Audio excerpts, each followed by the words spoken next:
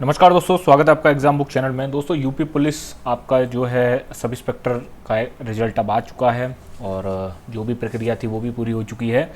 तो अब radio operator के लिए जो है जो बच्चे वेट कर रहे हैं बहुत दिनों से, क्योंकि रेडियो ऑपरेटर का जो फॉर्म है वो आपका काफ़ी पहले भरवा लिया गया है और उसके बाद अब एग्ज़ाम ही होना बाकी रह गया है। क्योंकि इस एग्ज़ाम के बाद जो है यूपीएसआई के एग्ज़ाम के बाद अब बोर्ड के पास कोई भी एग्ज़ाम इस समय नहीं है कंडक्ट कराने के लिए। तो सबसे बड़ा जो एग्ज़ाम है वो है कि आपका रेडियो ऑपरेटर का। ठीक है, इसकी एग्जाम डेट के बारे में बताएंगे और ये भी मैं आपको बताऊंगा कि इसमें आपको सेफ स्कोर कितना रखना है, क्योंकि जिस हिसाब से UP police UP sub inspector की जो कट ऑफ गई है उस हिसाब से आपको अगर अपना भविष्य को ठीक करना है तो आपको काफ़ी हद तक मेहनत करने की ज़रूरत है। क्योंकि रेडियो ऑपरेटर का जो एग्ज़ाम है उसके बारे में अभी तक किसी को कुछ नहीं पता कि इसमें क्या आने वाला है, कैसा होगा, कितने क्वेश्चन होंगे। यहाँ तक कि बोर्ड ने ये तक नहीं बताया कि क्वेश्चन कितने होंगे और सबसे ज़्यादा फोकस जो है वो किस सब्जेक्ट पर किया जाए। एक एक करके बात को आगे बढ़ाएंगे। सबसे पहले मैं आपको बता देता हूँ कि रेडियो ऑपरेटर का जो एग्ज़ाम है वो कब आपका हो सकता है। ठीक है, इसकी जो डेट है वो निकल के आ रही है कि रेडियो ऑपरेटर की जो है वो पूरी तरीके से तैयारी चल रही है और इसमें आपका 15 जुलाई से लेके और 31 जुलाई तक आपके पेपर इसमें होंगे। क्योंकि इसके 3 पेपर हैं, इसके 3 होंगे भाई। एक हेड ऑपरेटर है और आपके 2 पेपर और हैं इसमें। तो इसीलिए 15 जुलाई से लेकर 31 जुलाई तक का जो है वो टाइम आपका जो है इसमें फिक्स किया गया है। अभी तक की जो अपडेट है वो ये है। ठीक है, तो आप लोग पूरी तरीके से तैयार हो जाइए, अपना जो भी मॉक वगैरह दे रहे हैं सब कुछ। क्योंकि देखिए बात यह है कि किसी को कुछ पता नहीं है कि कितने क्वेश्चन आएंगे, क्या होंगे। सबके सब ऑनलाइन हो या ऑफलाइन, सबके सब जो है आपका हवा में जो है वो तीर चला रहे हैं। एक जो सबसे इंपॉर्टेंट पॉइंट मैं आपको बता देता हूँ वो ये है कि इसमें आपको किस सब्जेक्ट पर फोकस रखना है। देखिए इसमें दोस्तों जो है जो आपका फिजिक्स और जैसे आपका हेड ऑपरेटर जो है उसमें फिजिक्स सबसे ज़्यादा है। ऐसे ही आपका जो है जो अन्य जो 2 पेपर और हैं उसमें आपको सिलेबस देखना है। समझ गए, आपको सिलेबस देखना है और सिलेबस के आधार पर सबसे पहले आपको फिजिक्स का या फिर उसमें जो भी साइंस का पोर्शन है उसमें आपको सिलेबस को देखना और सिलेबस के आधार पर आपको जो है देखिए एक तो यूथ कंपटीशन की किताब आ रही है, यूथ की किताब आ रही है। ठीक है, आप उसके प्रैक्टिस सेट ले लीजिए। दूसरा आपको लूसेंट से आपको जो लूसेंट की जो स्पेशल साइंस की किताब आती है आप उससे कर सकते हैं।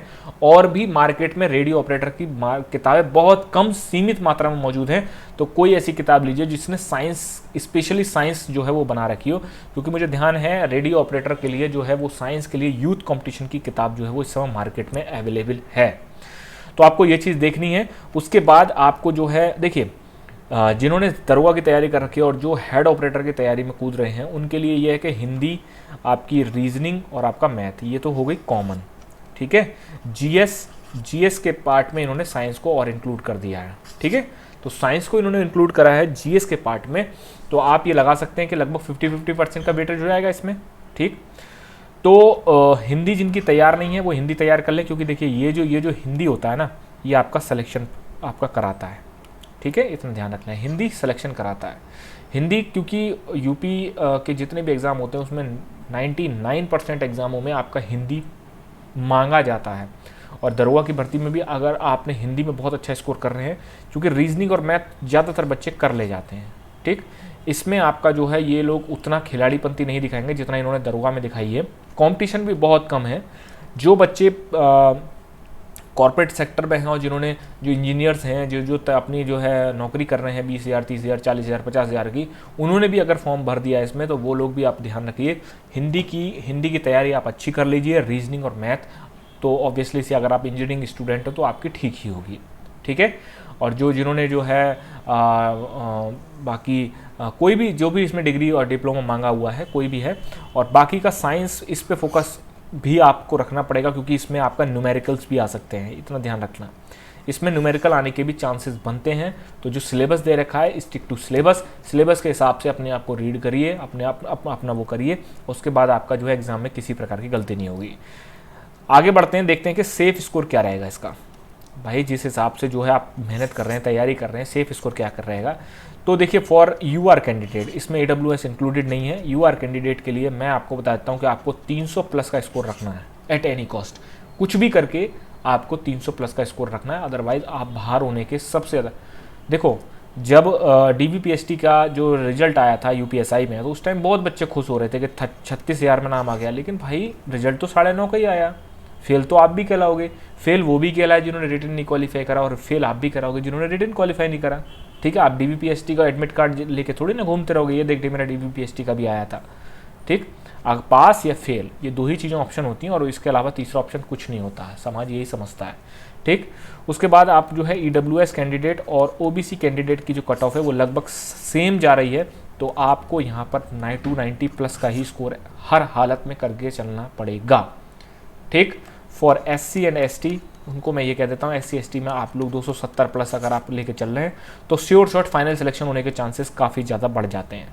ठीक, क्योंकि भाई आपने UPSI में देख लिया कि किस तरीके की जो है वो कट ऑफ आपकी जा रही है। ठीक,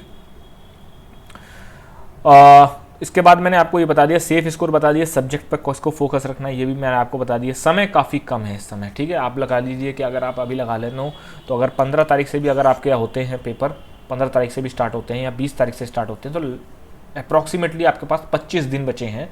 ठीक है, हेड ऑपरेटर वालों के लिए अभी आपका 1 महीने के करीब आपका बचा हुआ है। तो दोस्तों पूरी ताकत से लग जाओ, बहुत कम कंपटीशन है।